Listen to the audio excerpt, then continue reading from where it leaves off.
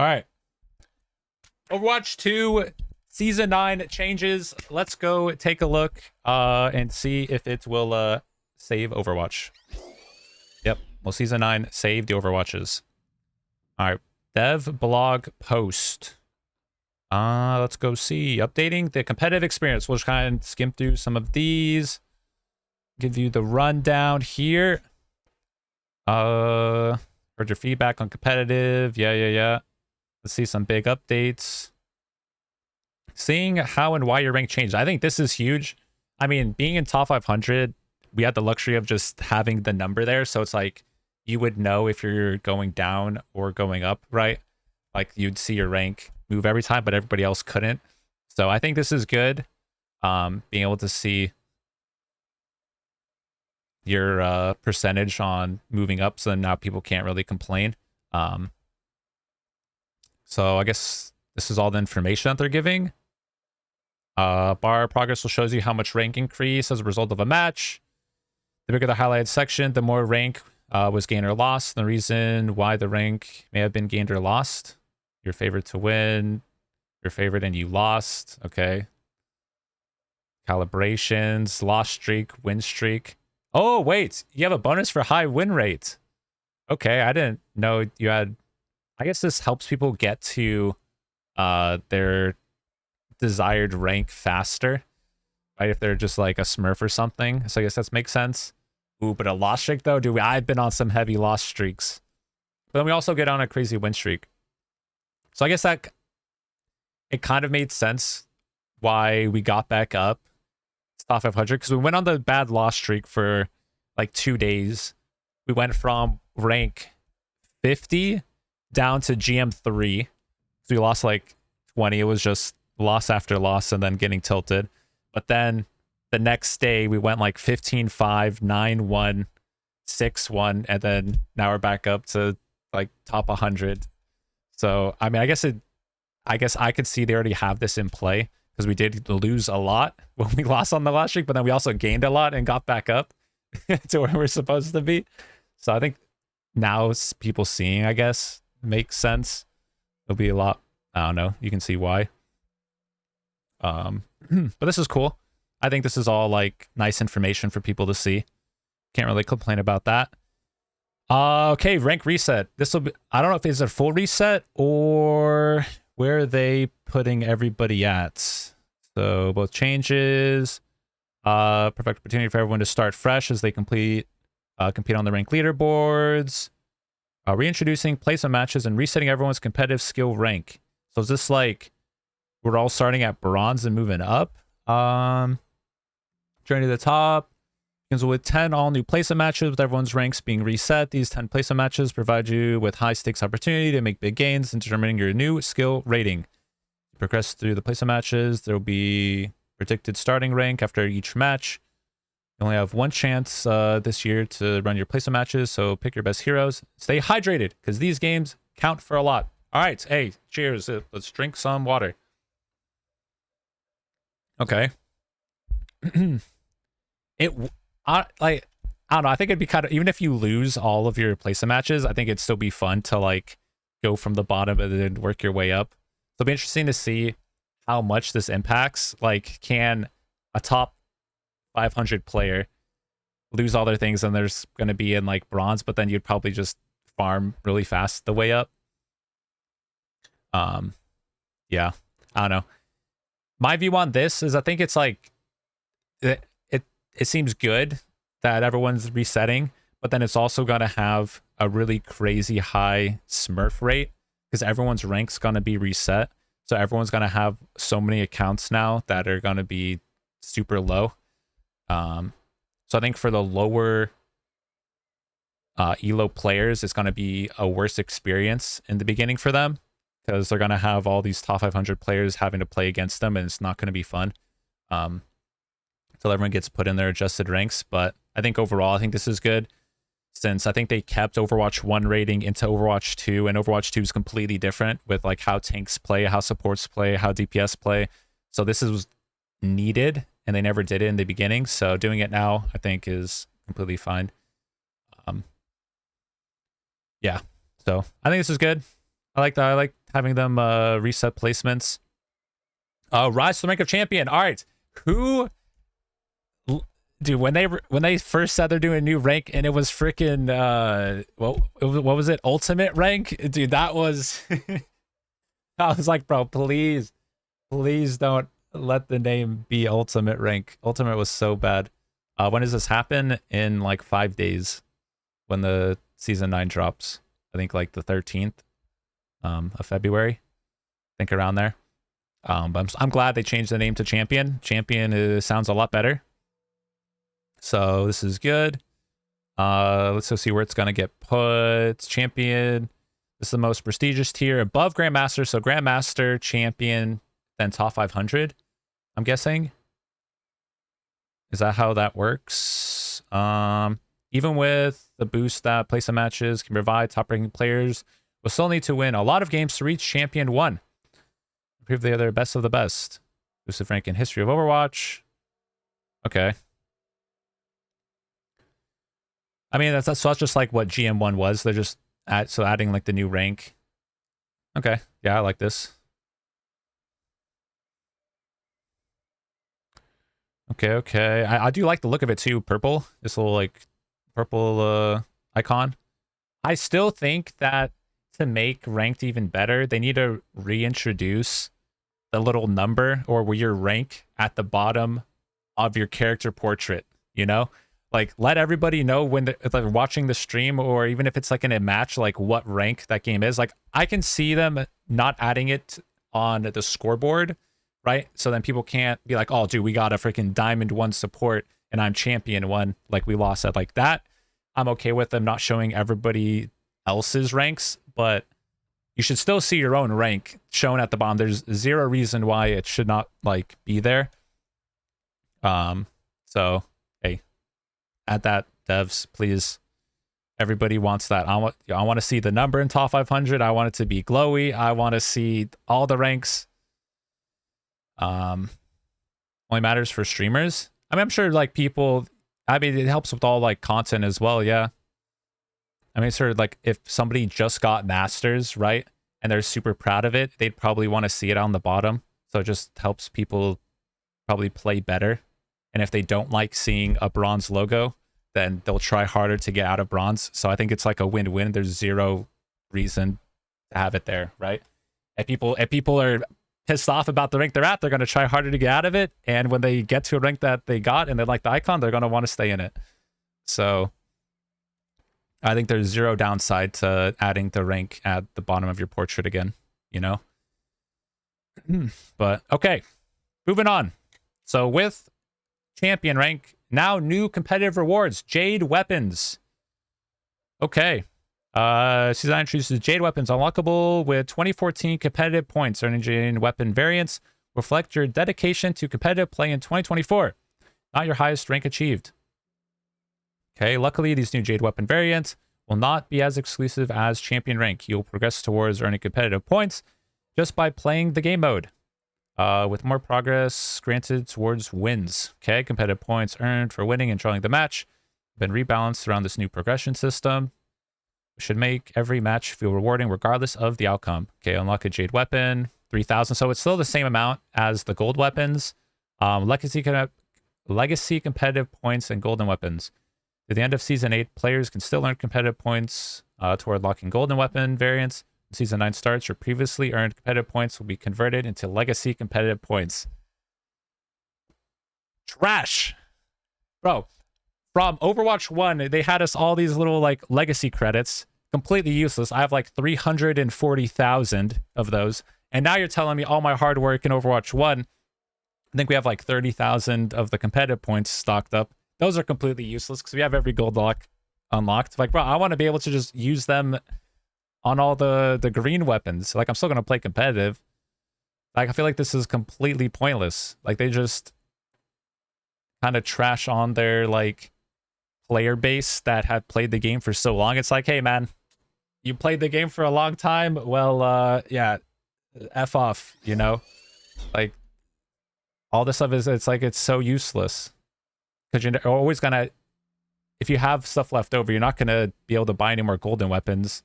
Now you're not going to be able to get the Jade weapons with it either. So, I don't know. That I'm not a fan of. I think they should let, the competitive points just buy with everything you have. Or at least give more things rather than just golden weapons to spend them on. Okay. Oh, it gets worse? Oh, geez. Okay. Well, here we go. When season begins, your competitive points from season 8 are converted into legacy competitive points. You'll still be able to use legacy competitive points to unlock golden weapon variants, but the way you receive legacy competitive points will change. Once the 2024 competitive season closes, any leftover 2024 competitive points will automatically be converted and added to your legacy competitive points, which can be used to unlock golden weapon variants. Okay, so you only can... So every season, you can only use the points, and every ones you don't use, they get carried over every season.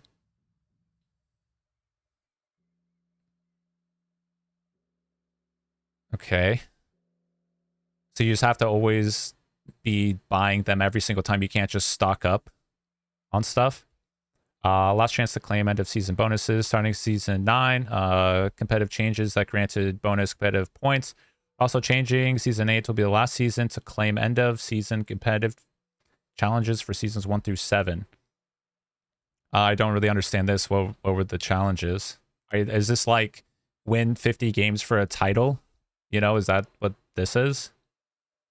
I didn't even know there was like competitive challenges for things. Log in before season 9 to grab any rewards. Okay. When season 9 begins, you'll be unable to receive past competitive points from completed... Oh, just receiving points for completed challenges. Okay. You'll still be able to claim your season 8 rewards during season 9. You must log in to receive the bonus. Okay. All right. Finally, Ace is forced to do unranked to champion rank. Yeah, technically, we're all forced to do unranked to champion ranked. All right. Well, okay. Let's see. Introducing changes to the core gameplay. All right, so done with competitive season things. Wait, competitive year is done. You also don't get golden weapons until the end of 2024. This means you have to grab the jade weapons before it converts to legacy credits. Yeah, so pretty much every year or every season, you just have to buy a new weapon. Okay. So now you have to choose if you want to use golden weapon or the jade weapon. I guess that's like somewhat. You can use the legacy. Everyone has leftover ones. They can just buy every gold one, and then now they can swap it whenever they want. That isn't too bad.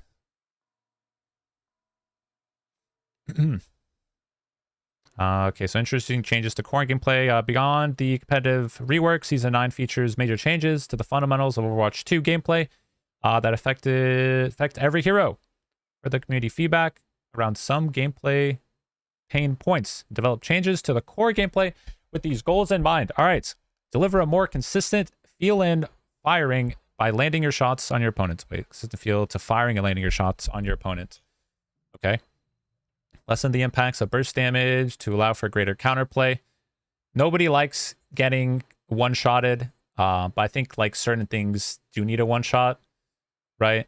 Like a Junkrat getting with his just mine satchel and nade that is completely unskilled is very unfortunate and not fun to play against. But I think Widow, right? It makes sense for her to have like one shot to like the head, because that just is the same for any type of shooter game. You have a sniper, you hit him in the head, it's hard to do. It should be rewarded for that. Adjustments were where in-game healing and damage are effective to reduce stagnant team fights. I like the lower healing. I think everybody needs to die faster. I think that was like the biggest thing that I didn't like in Overwatch, is too fast of ultimate regen. I think people should have like 1 to 2 ultimates in a game rather than having like 8, so it makes it more impactful. getting used like wisely. And then also the team fights lasting 5 minutes. So yeah, so I think this is good. All these changes were designed to work in combination to balance each other out. We're excited for you to get in the game and experience them all at once. All right, so let's go see the changes. Okay, making your shots feel good to hit. One of our main goals with these adjustments is to make firing your weapons and abilities feel more consistent without impacting the time to eliminate a target, without removing the overall feel of gameplay we all know and love. All right, nice. When examining how burst damage values have been changed over time, we found that in most cases, they've gone down in raw value. But that might not necessarily mean they became weaker relative to other changes. The 5v5 environment and Overwatch heroes, Overwatch 2 certainly favor into that perspective. It is often overlooked that the player base's average skill level, game knowledge, and pace of gameplay are relatively higher now than when it was first launched. I mean, I guess that makes sense. Yeah, the pace. I mean, the pace of the game is definitely faster in Overwatch 2 because of only having one single tank.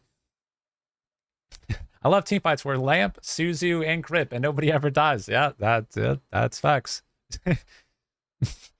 that is facts, man.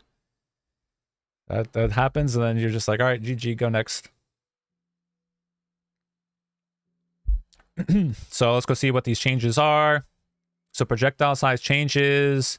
0.05 meters for hit scan projectiles with higher rate of fire or spread, Tracer's pulse pistols, Reaper Hellfire shotguns. So projectiles are just bigger. I don't know how much, like 0.05, like I guess that is a lot. I mean, I don't know. Guess we'll have to figure out and see. What's up, bros? 0.08 for hit scan projectiles that are more precisive. Cassidy Peacemaker, Soldier Heavy Pulse Rifle. Okay, so that's even bigger. 0.05 for projectiles, shotguns, for like scrap gun, Ramatra Void, etc. So they already buffed Ramatra's left click and it also feels perfect. So them buffing it even more seems kind of crazy because there's like no way you miss. Okay, but 0.1. Okay, so this is a double.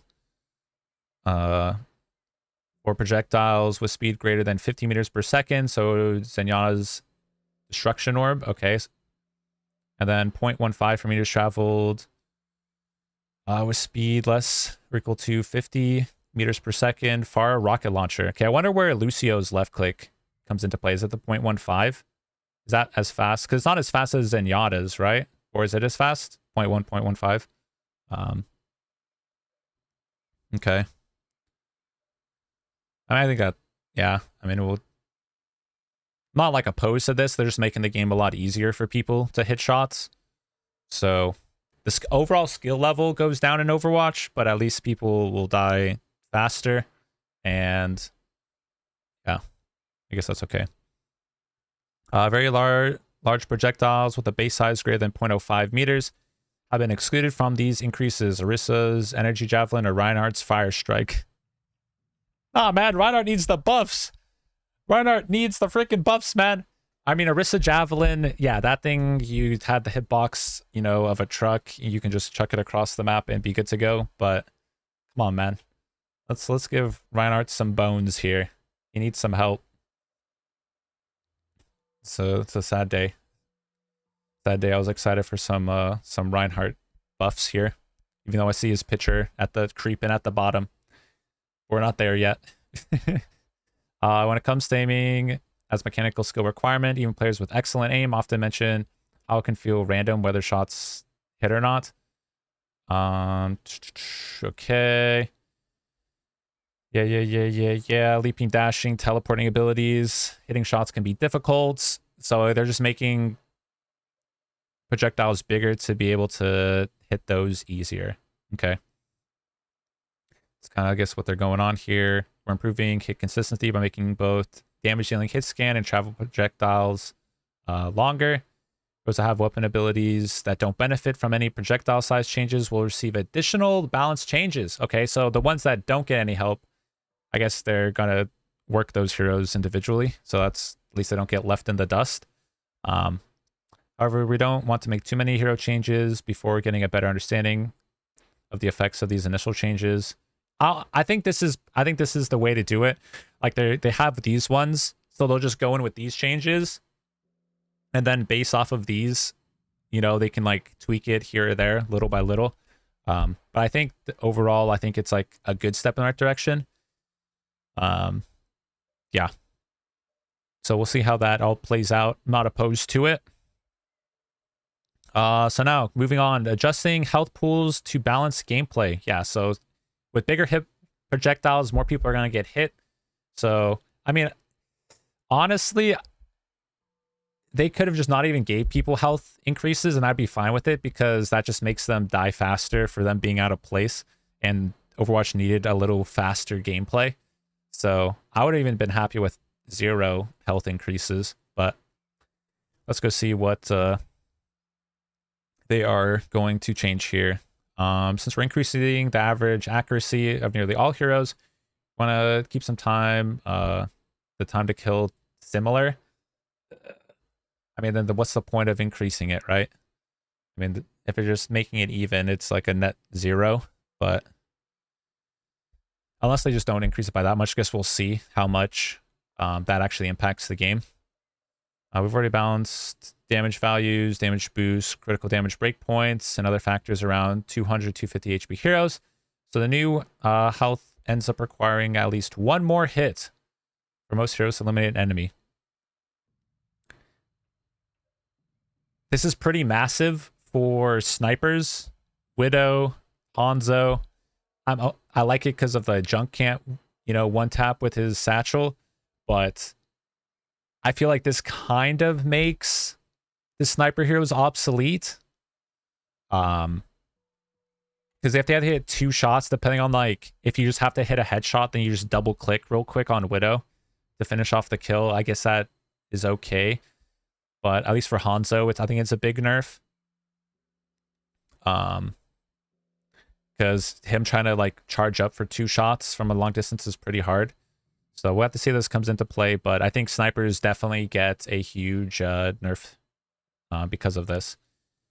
So let's go see the exact changes. 150 to 175 HP heroes increased by 25. Yeah, so yeah, that one shot, now they're at 175. So it's a 200 HP heroes now moved to 300. I'm guessing this is what it is. So 150 moves to 175. 200 HP heroes move to 300. Okay. And then 300 HP, so tanks increased by 75 to 100. Okay. Got it. A tankier Doom, yeah.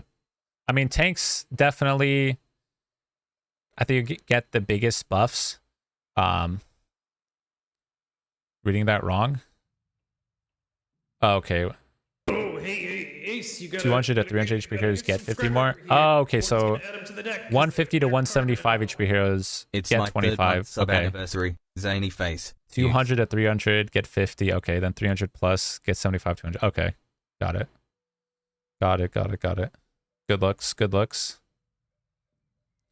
Oh, Oprah check with 3 months. Thank you so much. I appreciate it. Welcome back. Have the best Winton emotes in all of Twitch. Okay. So what is their reasoning behind all of this? But yeah, I think tanks, this is like a pretty big buff to tanks. Because right now, I mean, I'd already get tapped by all the DPS, no matter if they had the projectile size or not. So getting this like extra HP pool is pretty crazy in the higher ranks. So I think this is pretty nice, pretty big tank buff for sure. Giving more self-reliance in team fights. Okay, we also want to make sure that the flow of the team fights doesn't take away from individual player decisions that can determine the outcome of a match. I mean, Overwatch is revolved around team play, so I'm not a fan of them, making it, I want, if my Ana is not healing me, I want that to be the reason why, we're losing. Like, I don't want my Ana to be like, oh yeah, dude, they got it. Like, right? I think like the whole reason of like Overwatch is like team play. And then if you make it a lot more individual based, it just kind of takes away from like the greatness of the game. But yeah, tanks already have a significant role in each team fight, as they're often the ones that take space and determine where each team fight takes place. There you go. Look, hey, dev team's smart. So, like, this is exactly what we say. This is what the tanks got to do. I want to enable more critical decision making among the damage and support roles. To change projectile size and health pools, effectively reduce the impact of burst damage, and tones down the relative strength of healing. Meaning it takes longer to heal someone from 1 to full health. I guess, yeah, if somebody's now not getting one shot, now the supports have to heal them up. So I guess that is, the supports need to do more healing. Ease the friction of an increased time to full heals allies out of combat. Okay. Oh, to ease the friction of an increased time to fully heal allies out of combat, enable support players to make more informed decisions on who they heal. Everyone can now regenerate health passively at a rate of 20 healing per second after 5 seconds of not taking damage. The support role passive has been adjusted to 2.5. So supports get 20 healing after 2.5, and everyone else gets it 20 healing after 5 seconds. Yeah, I mean, I think heroes, I think this is a big buff for the flanking DPS. So, like Tracer now doesn't have to really revolve around health packs. Ball gets this buff because now he's getting healed. You know, I think this helps a lot of flanking DPS, even Sombra. I guess we'll have to see like how this like eventually like comes into play. But yeah, I mean, I'm not a huge fan. Like, I could see why they do this. They're just making the game a lot easier for everyone to play. But I don't know if that's really a good thing. Yeah, I mean, 20 healing, I don't know. I don't know how much that makes of a difference. But yeah, I don't know. I like needing, you know, supports to heal rather than them being like, hey, bro, just don't take damage for 5 seconds, forehead. But, you know, I guess we'll see. We'll see how this all plays out. Increase the health pools and weakening of burst damage means that heroes live longer and team fights will take longer to conclude. Yeah, not good. To combat some of the potential extreme situations, we're also introducing a new damage passive, empowering them to more easily fulfill their role in securing eliminations. Okay, reducing combat healing and potentially additional strategic layer to focusing firing targets. Okay, all new passive. Passively regenerate 20 health per second for not taking damage for 5 seconds. So new damage roll passive. Dealing damage reduces the target's healing received by 20%. Okay, then tank roll passive reduces knockback received, less ultimate charge generated by healing and damage received. Okay, that's the same. Increased health in roll queue game modes. Okay, so everything else I think is the same, but then these ones changed. I think the damage roll, I think this is good, reducing healing by 20% for ones that you damage, because at least this makes team fights end faster and people shooting whatever the damage goes on. It doesn't say how long it is though, right? Like if you pebble somebody from distance, like how long does it take? Or how long is that passive up for? Yeah, it doesn't say. Okay. But I think this is good. I think this damage roll passive will help the game a lot. Because if people have more HP and they need to get healed, at least if you are shooting a tank, everyone focuses the tank, right?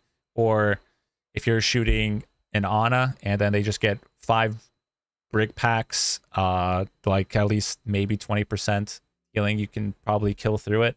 If you're diving with like Winston Tracer or something while you're actively damaging. Okay. So it's only like when you're shooting, that's it, with the like Tracer. So when you have to reload, imagine healers being like, all right, hey, they're doing damage. Hey, let's not heal. Oh shit, okay, yo, they stopped. All right, I'm nading myself on brick pack. Okay, I mean, I guess that's something. Okay, I guess reading it with how you worded it, I guess if it's not like per second, it's just if they're dealt damage at the same time of healing, then that lowers it a lot. Okay. This also is a kind of a nerf to Mercy, because now the Mercy Pocket Pharahs can probably get domed pretty easily without, that constant healing. They can actually get shot out of the sky. So I think this is a nerf to the flying heroes with Mercy Pockets. But okay. I think it's a good change overall, though. I score Overwatch 2 is a competitive game, so it's important for the core systems and competitive systems to be as intuitive and accessible as possible. In addition to these core system changes, we're introducing reworks to Pharah and Junkertown, which will go into a later blog. For now, let us know what you think. All right, Season 9 Champions launches February 13th. Coming soon to a town near you. Okay, so Pharah changes. Interesting. I don't know what Junkertown really needed changes. I mean, it was like a Widow map, but there's definitely some other maps that are way worse than Junkertown. I never really had a problem with this one. But, okay. Yeah, overall, honestly, I think Overwatch did need some spice, did need some change-ups. So, I'm excited to see, how this all plays out with user projectiles. I mean, it just makes the game easier for people. Don't know if I like the health passive. It just makes it, I don't know, a lot less team oriented and more COD solo play style. So we'll have to see how that actually affects the gameplay. After taking, like, if you're not taking damage for 5 seconds, I guess you're going to be out of a team fight anyways. So it might be like negligible. And it just makes it, if you win a team fight and you're the only one left, right? I guess you get healed up on cart. those like 5 health per second from the cart. Now you guess you'll just be maxed up, yeah. So I think that's good, or maybe good. I think the one-shotting, taking that away, is good for the game because that just pissed people off. But I think Widow probably needs some help. I still think Widow should be able to one-shot. I guess now you're just gonna have to have Widow be calling out when she one-shots somebody to be able to kill her really fast. But yeah, overall, I think good changes. Nice job, dev team. Step in the right direction. And we'll have to see what comes next. But if you enjoyed the video, make sure to like, comment, subscribe to YouTube, and till the next one, our next blog post. Peace. Bye bye.